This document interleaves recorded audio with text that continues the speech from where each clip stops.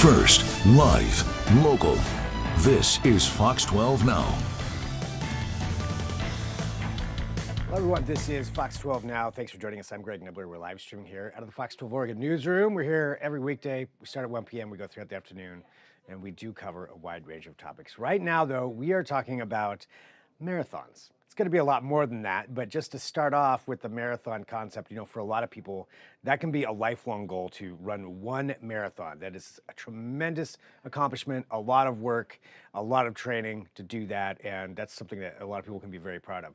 What about running all 6 of the major marathons? We're talking about that now, something called the 6-star medal, that and a whole lot more that we're covering here, because there is somebody from this area who has done just that very recently and received those medals, and that's who's joining us right now, and that is Baylee Seipel. Baylee, thank you very much, for being here, and I want to talk about this crazy idea of running all of these marathons. Sorry to me.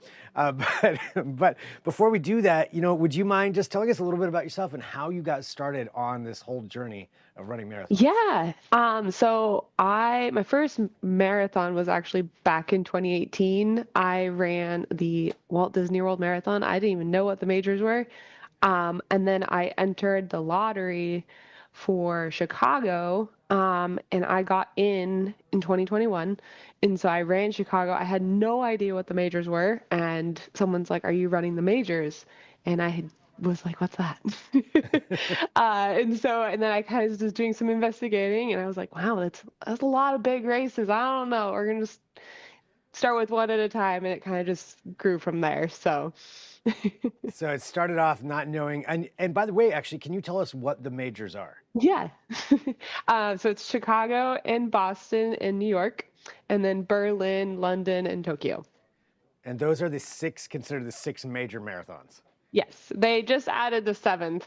It's Sydney, and then they're in the process of adding 8 and 9. Wow. Okay, so the star is going to get bigger then Yes. for that. So what is it? So I'm sorry, just going back here. So you really only ran your first marathon just that short amount of time ago? Yeah. And then what is it about it once you started running in that first marathon and then you get that Chicago one under your belt, you find out the rest. What is it that drove you to keep on going to do this? So originally, when I ran Walt Disney World, I ran a couple for a charity, and I was like, well, this is kind of fun, running for other besides just me.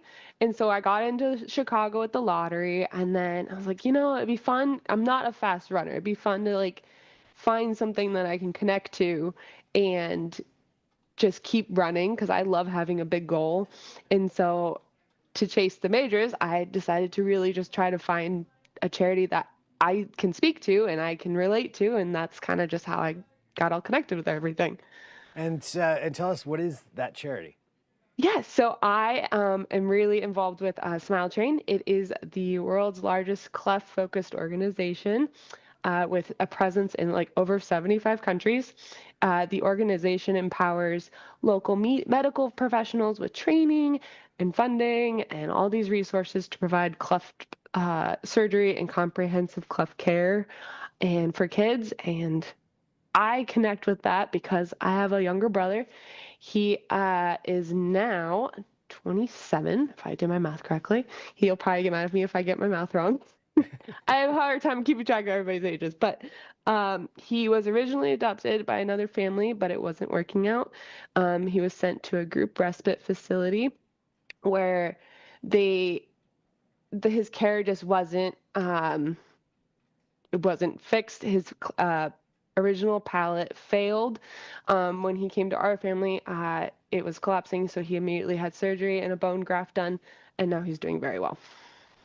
And that's amazing, number one, that's happened and he's doing better and that you found this thing to connect with. You also mentioned that you have a hard time remembering everybody's ages, and I can understand why if I get it. Can you tell us about your family? Yes, so I have 20 siblings. I am the second oldest. There's 3 of us that are biological, and everybody else is adopted. We have 2 little kiddos that are angels as of a couple years ago and recently last year. So, but they're absolutely amazing. They're in Colorado, and I love them all to death. So, 20 siblings, though. yep. That's why it makes very much sense that you would have, yeah, ages would be difficult. I I have one, forget and birthdays, and they're like, it's so and so's birthday. I was like, sorry. um, and that's there. I mean, that's a whole story on its own, I'm sure, Yes. of understanding that, because you also, your mom, correct me if I'm wrong, but she was a part of this as well, right? Yes, yes. So my mom, so I got her kind of started with running. So she ran also the Disney World marathons were her first one, and so I entered the Berlin before she even ran her first marathon. I was like, let's enter Berlin lottery together, so you could do like a duo team. So we entered the lottery before she even ran her first marathon. We got in, and so I was like, we're gonna go to Berlin. And Just my dad was like, what are you doing with your mom? I was like, don't worry about it, it's fine. and how did that go? How did running that Berlin one She go? had a great race in Berlin and then she's like, well, I want to do another one. And so I was like, well, I really want to do London. And so she's like, well, let's find, this is how we found Smile Train, is she's like, well, let's find a charity we really love together. And so she actually found Smile Train. And so she immediately reached out to them. I reached out and we were on the team together. So we ran London together for Smile Train. And then we both ran Tokyo together for Smile Train as well. Wow. And the Tokyo one just happened very recently, It did. right? Yes. And so tell me about, that experience of crossing that finish line, knowing that you're doing it for this charity, for this organization that you believe in, but also with your mom. And now you've got all 6 of those major ones under your belt. It was very overwhelming. So I did not have the race I was hoping to have. The About mile 10, I started kind of having a panic attack because I couldn't figure out why. Because I realized I had a thing on my back that said like, congratulate me, I'm going for my final 6 that they give you when you pick up your bib. And so I was getting overwhelmed with how many people were telling me congratulations, even though I wasn't done yet. Oh, man. And so I kind of just had to push my time goal off to the side and just really just focus on like why I was running it and just try to have fun as much as I could. I hadn't eaten anything since mile 10 because my stomach decided to not take anything. So I ran the rest 16 miles with no food. It was not the race I was hoping to have. My mom ran it and she had a great race. She waited for me at the finish line and we both got our 6th star together. But you finished it. That's the bottom line. It did. Yes. And, what was that motivation while you're having some of those concerns as you're going along, you're not eating? Like, how did you power through? I kind of reminded myself like running doesn't really owe me anything. Like running is always just there.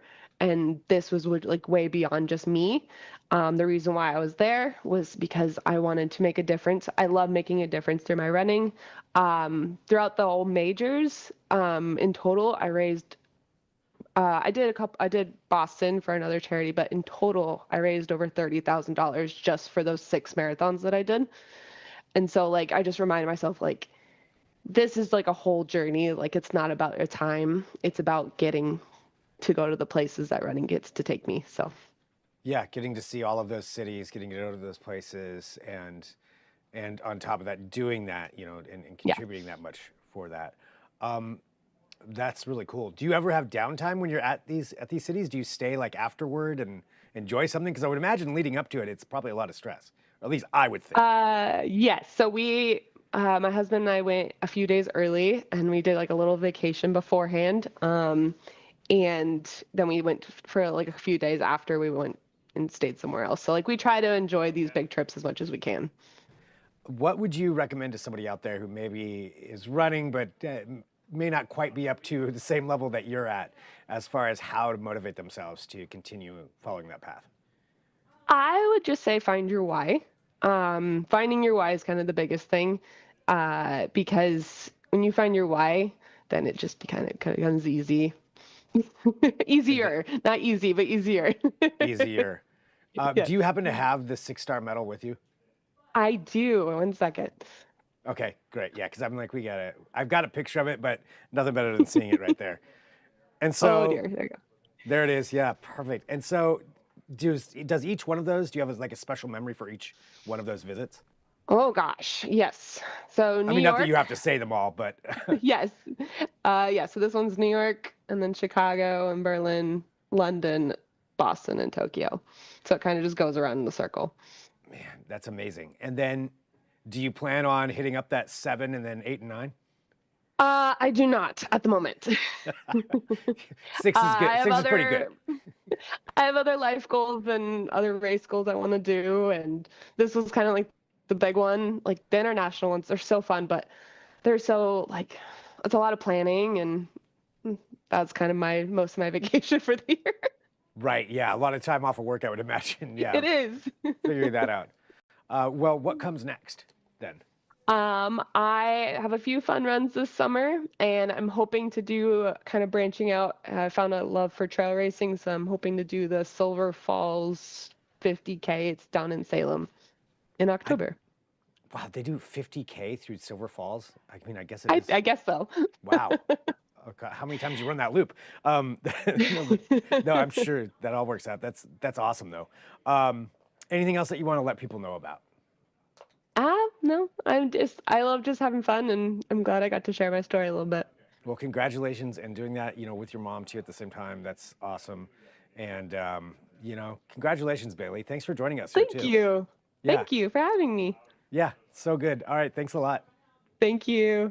And for everybody watching too, this is Fox 12 Now, and we appreciate you joining us. Oh, Baylee, one more thing. You know what? Since you are still here, where can people go to learn more about all of this, and especially with the charity? So Smile Train, you can go to, you can just pretty much Google search Smile Train and they'll pop right up. They got a really big website and they're really nice to answer questions and anything like that. And then I'm just on Instagram. All right, so there we go. Want to make sure we got those in. And everybody watching, this is Fox 12 Now. We're going to go ahead and sign off now. If breaking news happens between now and 4 o'clock, if you're watching live in the next 15 minutes, I'll be back. Otherwise, I will talk to you tomorrow. Good Day Oregon Plus starts at 11 a.m. and Fox 12 Now starts all over again at 1 p.m. tomorrow. So we will talk to you then. Be sure to watch all of our segments on the Fox 12 Oregon apps or the website, wherever you're finding us. Thanks for doing so. I'm Greg Nibbler. This is Fox 12 Now.